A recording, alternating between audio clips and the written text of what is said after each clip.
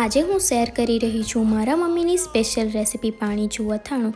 સૌપ્રથમ કરમદા, ગુંદા અને કેરીને હુંફાળા પાણીમાં ધોઈને કોરું કરી લેવું અને બરણી પણ ધોઈને કોરી કરી લેવી। ત્યારબાદ મરી, લસણ અને હળદરને અધકચરી ક્રશ કરી લેવી। પછી એમાં થોડી આખી લસણ, આખા મરી, રાઈના કુરિયા, મેથીના કુરિયા, આખું મીઠું, લાલ મરચું પાવડર અને હિંગ નાખવી।